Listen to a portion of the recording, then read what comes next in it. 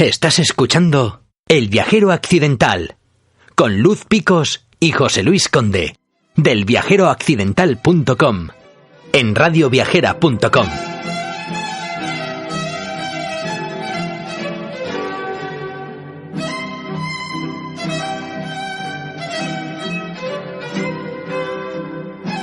Estamos estrenando la temporada 4 y quienes nos seguís ya sabéis que esta sintonía indica que llegan los turistas con puñetas. Pero también sabemos que en esta nueva temporada se estrenan nuevos seguidores y a ellos vamos a dedicarles los primeros minutos de esta sección. Los turistas con puñetas, cuyos mini podcasts por sí mismos ya superan las 5.500 descargas en iVoox, no merecen menos. Bienvenido al Viajero Accidental y a Radio Viajera, una temporada más, a José Juan Picos. ¿Cómo te encuentras y qué nos cuentas, José Juan? Pues de regreso, como todos. Septiembre es lo que tiene. Sí, todos los viajeros lo saben. ¿Y qué nos vas a contar hoy? Pues lo que os cuento es que el comienzo de la 4ª temporada del Viajero Accidental es un buen momento para recordar por qué este programa tiene una sección llamada Turistas con Puñetas. Estoy seguro de que nuestros oyentes más fieles nos disculparán esta forma de dar la bienvenida a los muchos seguidores que el programa ha conseguido este verano gracias a los podcasts de Radio Viajera y al tiempo que la gente que estaba de vacaciones ha tenido, claro, para escucharlos. Empecemos por el título. En la segunda mitad del siglo XVIII germina la semilla de un tipo de viaje sin ánimo de conquista, peregrinación o comercio. Hablamos del puro placer de viajar, que se convirtió en una forma de ocio popular en el siglo XIX. Esta popularización se debió, entre otras razones, al aumento de la prosperidad en Occidente, al ascenso de la burguesía, al vapor y a las primeras guías de viaje.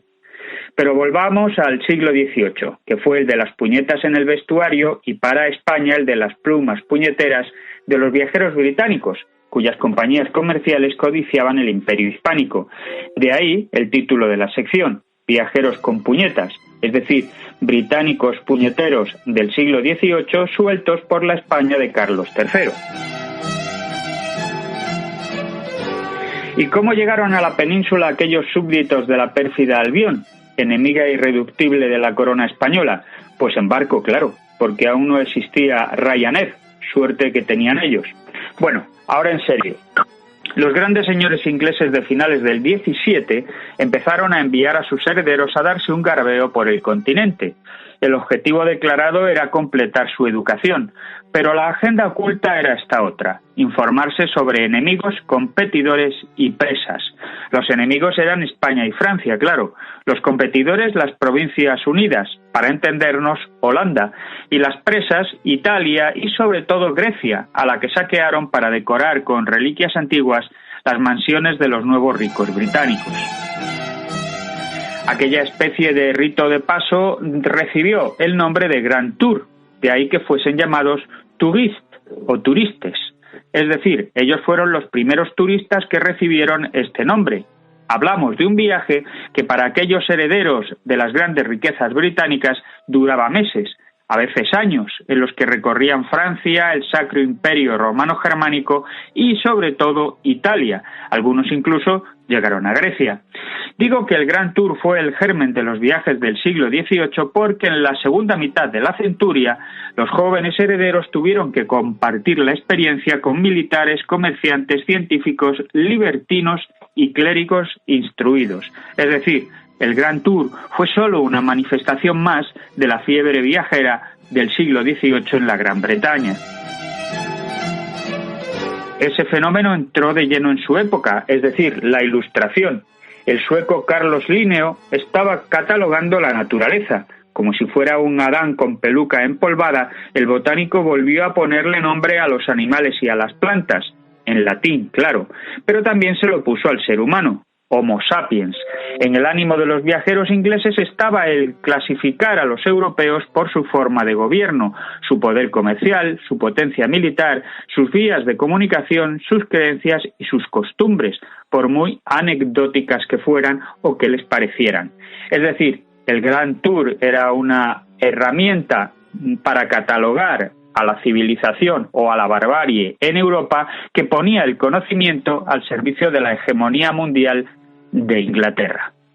Nuestros turistas con puñetas no se presentaban como aventureros ni conquistadores, sino como ciudadanos civilizados que observaban el paisaje y al paisanaje sin alterarlo, o eso decían ellos.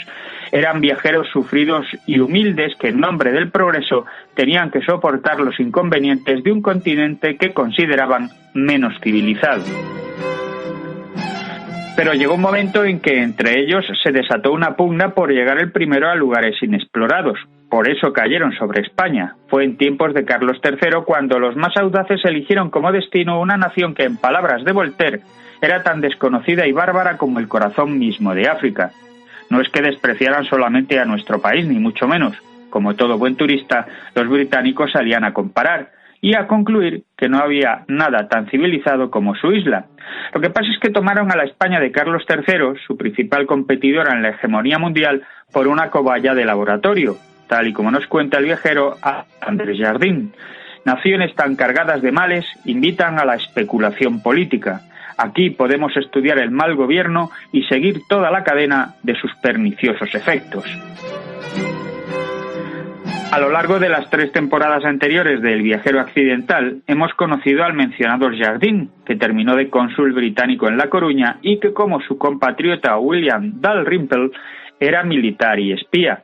Y también hemos sabido de las peripecias del clérigo anglicano y médico Joseph Townsend, o las aventuras del disipado dandy William Beckford, un enamorado del fandango, y las del futuro presidente norteamericano John Adams, que aún era súbdito de su graciosa majestad cuando atravesó el norte de la península. Recordemos algunas de las opiniones de esos turistas con puñetas. A Jardín lo escandalizó la lujuria de los españoles y, sobre todo, de las españolas. El vicio campa a sus anchas en España, dijo, descarnado, sin el freno de los hábitos y matices de otros países. Él quería decir de otros países civilizados. El capellán diplomático Edward Clark, por su parte, criticó la pereza peninsular. Sí, hemos oído bien, la pereza. Este pueblo se opone por naturaleza al esfuerzo y al trabajo. Demos a un español una capa, un sombrero y una espada, algo de vino y un mendrugo, y ya no pensará en trabajar. El reverendo Townsend se fijó especialmente en la Inquisición. Ningún tribunal tiene tanta facilidad para descubrir la verdad, no respeta plazos ni formas, puede despertar y levantar a los sospechosos en medio de la noche, los puede interrogar a quemarropa, aterrar su imaginación, alentar sus terrores y atormentar su cuerpo. Y por fin, otro turista pionero, Christopher Hervey, criticó el orgullo de los españoles. Su concepto tan elevado de sí mismos les impide dedicarse al comercio y a los oficios. Pues de eso va, Turistas con Puñetas, y seguiremos a lo largo de esta temporada conociendo otras opiniones de otros viajeros sobre nuestro país en aquel siglo XVIII.